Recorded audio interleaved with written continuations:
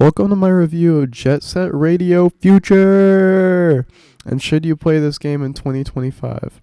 But we already know the answer to that.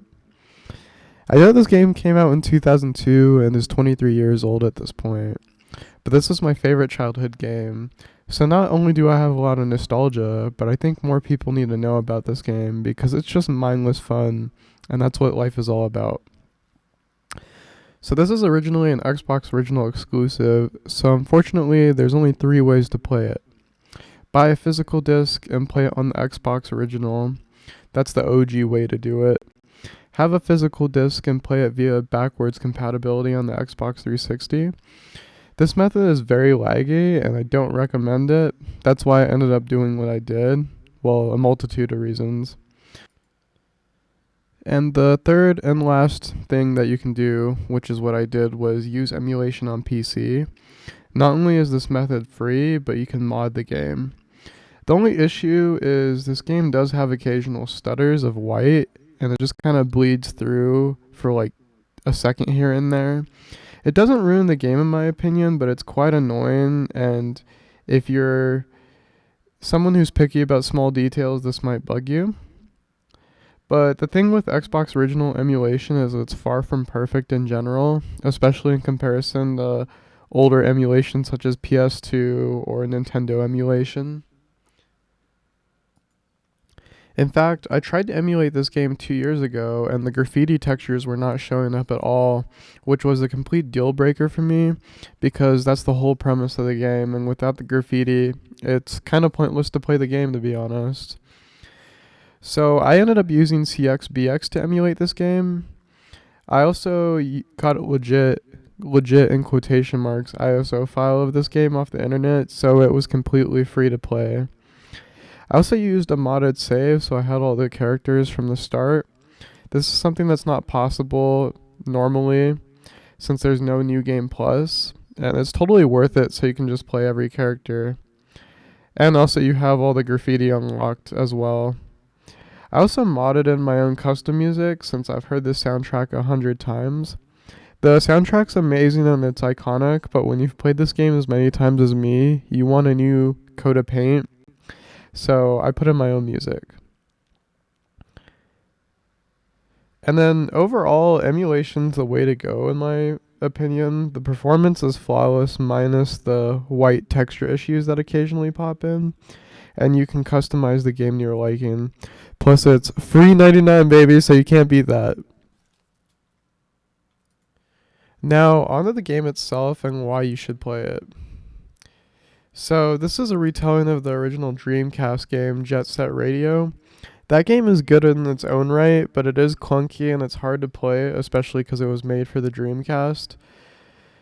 The spark notes of this game and the story is you start off as a skater street gang called the GGs, and you go around tagging the turf of other street gangs whilst fighting off the Rokako police. Your objective from a gameplay perspective: cover every inch of Tokyo in graffiti, fight your rival gangs, fight the police, and perform cool skate tricks and do groovy dances. I'm going to avoid telling the story because it's meant to be mostly a gameplay review. My goal here is to get you to get the game and try it yourself and experience the story yourself, so I'm not trying to spoil it. It's not the most amazing in-depth story, but it's still pretty good and I want you to experience it for yourself. So for some context, I'm going into this game after not playing it for a few years, and the experience was amazing. The graphics have aged very well. Cell shading is a timeless art style, and I'm really glad they went with this choice because it holds up to this day. I also love the skating in this game. Although it can be clunky at times and sometimes even frustrating, it's so fun. The lack of control actually makes the game more challenging. The gameplay isn't super complex. Literally, it's press X to perform tricks. Anything that looks you can grind on it, you can. And of course, press A to jump, and that's it. It's simple, mindless fun. The second mechanic is graffitiing, and all you have to do is press the trigger. Yet it's so satisfying every time to do a mural. This combined with the skating is a match made in heaven. And that's basically it from a simple gameplay perspective. Other in-game activities based on the core gameplay is physically tagging your rival gangs, knocking down the police and tagging them, knocking down enemies and tagging them. You can see a pattern here. And playing capture the flag. There's also this mini game called Death Ball. It only comes up once, but they should just call it Hog Ball, because all you do is hang onto the ball and go around the track. Your teammate is useless. You're supposed to pass the ball to them, but honestly, they just slow you down and you can just do it all yourself.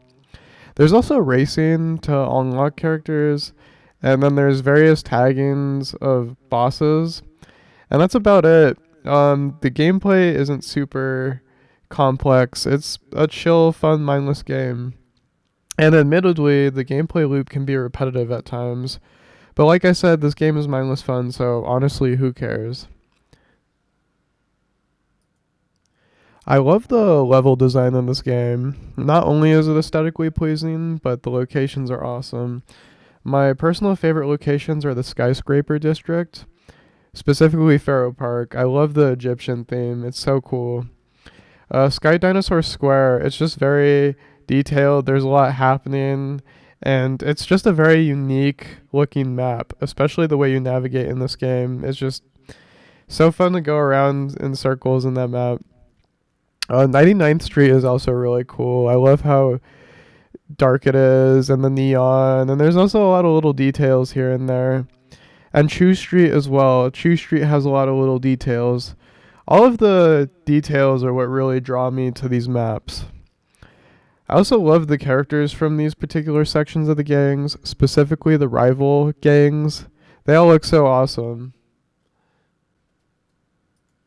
In fact, what's kind of ironic is I like playing the rival gangs more than the main characters. My favorite are Rap and 99. They just look hella cute. The Immortals look badass. They look like mummies. And Poison Gym, I don't even know what they look like, but they just look badass. All of these guys look sick as hell. But everyone in this game looks cool, except the Doom Riders. The Doom Riders are lame. Change my mind. Each boss is unique as well. Most aren't super challenging, but like I said, this game is mindless fun. It's not about the challenge. And just on a side note, typically you have to unlock all the characters by collecting things, doing tricks, and progressing the game. But I negated this with my special save, and that's why in my footage you see a bunch of characters that shouldn't be there. So, answering our question from the beginning, is this game worth playing in 2025? Absolutely. Play it right now. If you love weird, mindless, fun games, this game is exactly for you. Being able to jump, trick, and grind nonstop is super satisfying. The graffiti aspect makes you feel like you're a rebel. Not to mention you have 99 problems and swag isn't one, since there are groovy little dances that go alongside the unique looking characters. And most characters have their own unique dance patterns. Does this game have flaws? Of course. The gameplay can be clunky. You being on skates 24/7 and having no control can be frustrating at times, but that's where skill comes into play. And even when you think you're skilled, this game has a mind of its own, and sometimes you still mess up. Actually, you mess up a lot. You'll see mess ups in my gameplay all the time.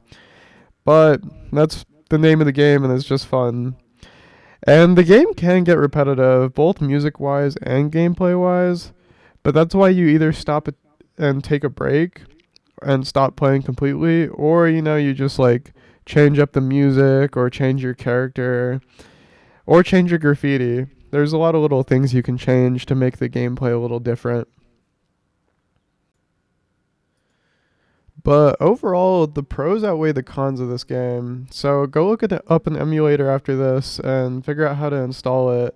And just get a copy of the game and play it if you don't feel like emulating it.